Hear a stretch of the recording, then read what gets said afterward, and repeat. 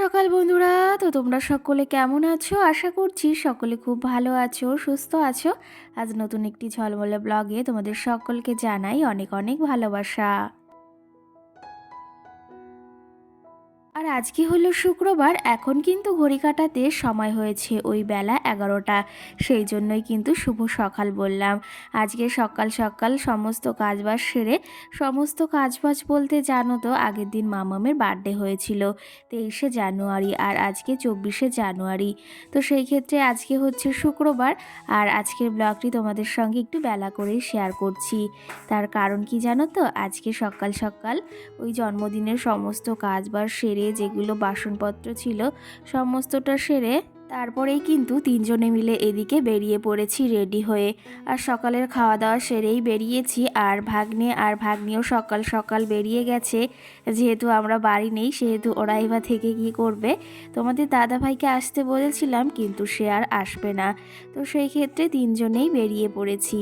এদিকে এই যে কিন্তু আমরা টোটোতে করেই এসেছি, আর সঙ্গে অটোতে করে এসেছি। এর মাঝে আর তোমাদের সঙ্গে কিছুই শেয়ার করিনি। কারণটা কি জানো তো, দুটো ব্যাগ ছিল বড় বড়, তার পাশাপাশি মাম্মাম ছিল, সেই জন্য। তো এই যে বাড়িতেও চলে এসেছি। তো বন্ধুরা, এদিকে দেখো, এই যে বাবার বাড়িতে চলে এসেছি। এসে একটু মাঠে গিয়েছিলাম, ড্রেস চেঞ্জ করে নিয়েছি।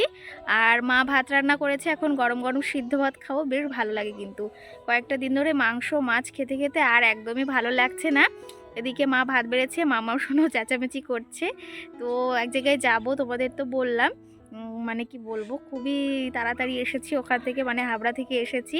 এখন যাব হচ্ছে সেখানে, একটু বাদে যাব, ওই 7:30-8টার দিকে বেরোবো। রেডিও হতে হবে, কোথায় যাচ্ছি সেখানে গিয়ে তোমাদের বলবো। তো চলো তবে, এখন এই যে আমি একটু হালকা করে এই যে এই ড্রেসটা পরে নিয়েছি।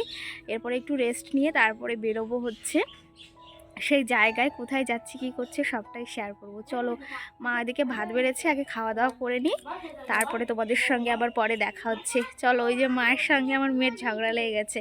কে আছে দিদু? বকলো? তুমি আকাজ করছো কেন? তো চলো তবে, এখন দেখি খাওয়া দাওয়া করে নিই। কি জানো তো, এবারের কটা দিন না বাবার বাড়িতে খুব ঘন ঘন আসা হচ্ছে, তারও কারণ রয়েছে। আজকে যাব এক জায়গাতে, তো সেই ক্ষেত্রে আসা হয়েছে, না হলে আমি আসতাম না। তো যাই হোক, আবার কয়েকদিন পর আবার সরস্বতী পুজো রয়েছে, তখন আবার ছোট্ট মামা সোনার হাতে খড়ি দেওয়া হবে, তখন আবার আসতে হবে। তারপর সামনের শিব ঠাকুরের পুজো রয়েছে, তখনও আসতে হবে। কি জানো তো, ওই যে এতটা দূর থেকে জার্নি করতে আসতে না একটু কষ্টই হয়ে যায়। একা হলে সেই ব্যাপারটা আলাদা, কিন্তু দুজন আর ছোট্ট মামাম রয়েছে, সেহেতু একটু কষ্ট হয়েই থাকে, আর ওরও ভীষণ ক্লান্তি হয়ে থাকে। তো যাই হোক, এখন মা এই যে এসে চটজলদি করে প্রেশার কুকারে সিদ্ধ ভাত বসিয়েছিল। জানো তো, প্রেশার কুকারে সিদ্ধ ভাত খেতে ভীষণ ভালো লাগে। তোমাদের কার কার ভালো লাগে অবশ্যই কমেন্ট করে জানিও কিন্তু।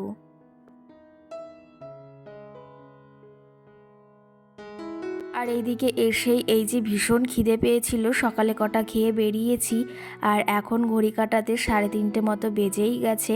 তো ভাবলাম খাওয়া দাওয়া করে নিই। এইদিকে এই সিদ্ধ ভাতই রান্না করেছে, ভীষণ ভালো লাগলো জানো তো খেতে সেদিন এই সিদ্ধ ভাতটা।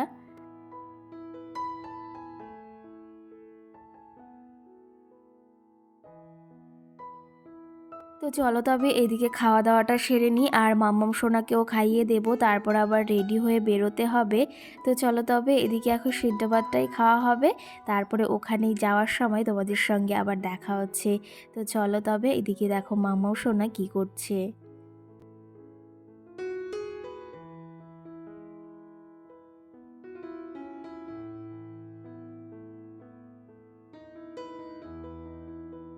বন্ধুরা, এদিকে দেখো রেডি হয়ে গেছি। আর এই যে দেখো, ব্ল্যাক কালারের এই শাড়িটা পরেছি, সঙ্গে এই ফুল নিয়েছি, হয়তো গোলাপ ফুলটার সঙ্গে মানাচ্ছে না, তবুও নিয়েছি, জানি না কেমন লাগছে, ভেবেছি খুলে ফেলবো।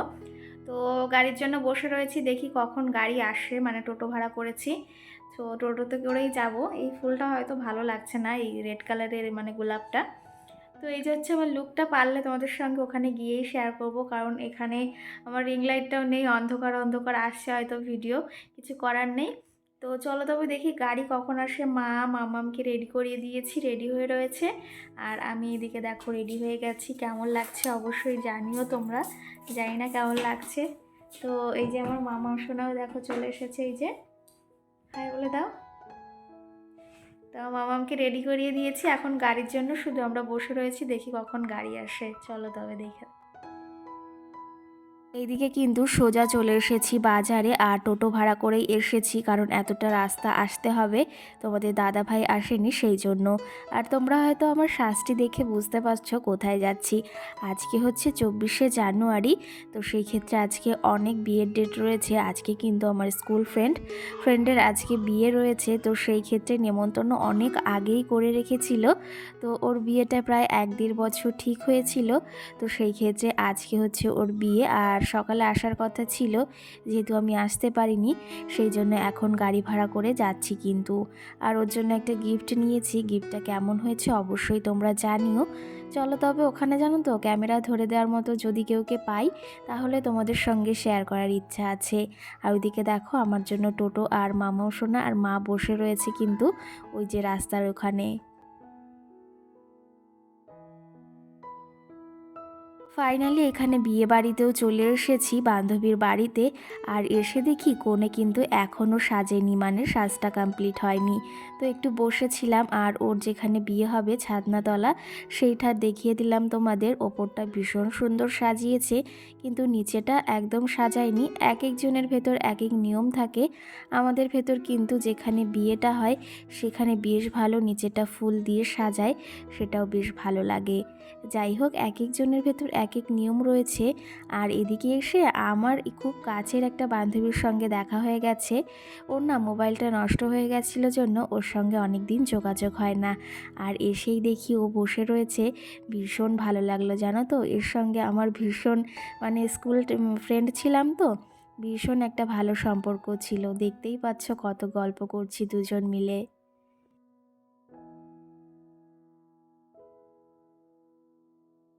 আর ওই যে বললাম না তোমাদের সঙ্গে যদি পারি সমস্তটা শেয়ার করব। একটু হলেও শেয়ার করতে পারছি, কারণ একা থাকলে না ভীষণ লজ্জা করে এই যে মোবাইল ধরতে, ক্যামেরা ধরতে। আর এইদিকে গিফটটা এনেছি, যেহেতু বান্ধবী এখনও রেডি হয়নি সেহেতু ওর মাকে মানে কাকিমাকে আমি বলছি এটা নিয়ে নাও। প্রথম কাকিমা বলল ওকেই দিও, তারপরে আবার বলছে না থাক আমার কাছেই দাও। তো সেই জন্য কাকিমার কাছেই গিফটটি আমি দিয়ে দিলাম।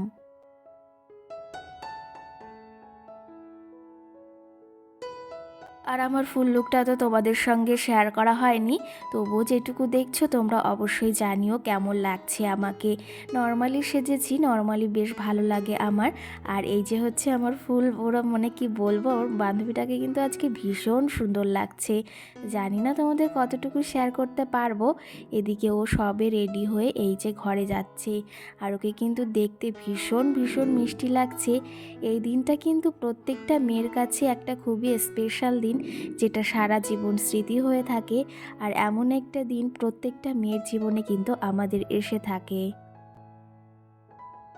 আর এই যে হচ্ছে আমার বান্ধবীকে বললাম আমার একটু ফুল লুকটা দেখিয়ে দে। তো সেই ক্ষেত্রে চলো তোমাদের আমার একটু ফুল লুকটা দেখিয়ে দিই, কেমন লাগছে অবশ্যই জানিও কিন্তু তোমরা।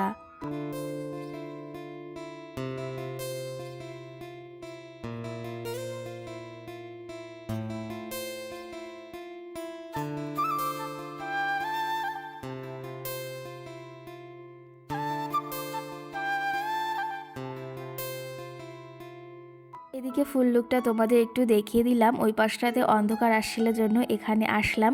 আর কেমন লাগছে ব্ল্যাক কালারের শাড়িটা পরে অবশ্যই তোমরা কিন্তু জানিও। আর আমরা বেশিক্ষণ থাকবো না, কারণ অনেকটাই রাত হয়ে যাচ্ছে। এখন প্রায় 9টা মতো বাজে, আমরা 8টার দিকে এসেছি। আর বান্ধবী বলছে একটু আয় ছবি তুলি, সেটা তোমাদের সঙ্গে শেয়ার করতে পারলাম না। তো কি জানো তো, ক্যামেরা ধরার যেহেতু লোক নেই মোবাইল ধরার, সেই জন্য। তো কেমন লাগছে আমার বান্ধবীকে অবশ্যই তোমরা জানিও। তো চলো তবে, এদিকে তোমাদের কয়েকটা দিন ধরে কোনো কিন্তু আমি কমেন্টে রিপ্লাই দিতে পারছি না। তো সেই ক্ষেত্রে বাড়ি গিয়ে তোমাদের আশা করি সমস্ত কমেন্টের রিপ্লাই দেব। আর এইদিকে কিন্তু এই যে দেখো বান্ধবীকে সবাই গিফট দিতে ব্যস্ত আর ছবি তুলতেও ব্যস্ত।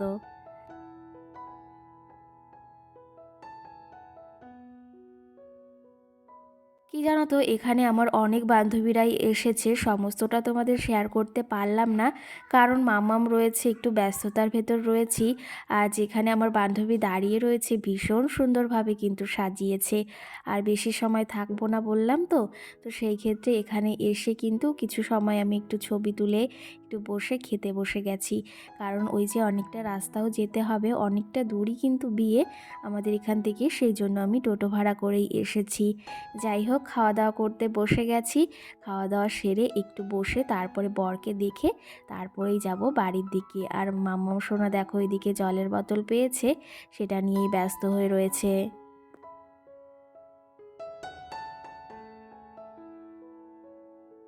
আর এই যে এইদিকে দেখো, তোমাদের বললাম খাওয়া দাওয়া সেরে নিয়েছি, বড়মশাইও চলে এসেছে। এইদিকে কিন্তু ওর বরকে আমি এমনি ছবিতে দেখেছি, ফেসবুকে তো আজকাল সমস্ত কিছুই দেখা যায়, তো আজকে সামনাসামনি দেখলাম, ভীষণ ভালো লাগছে।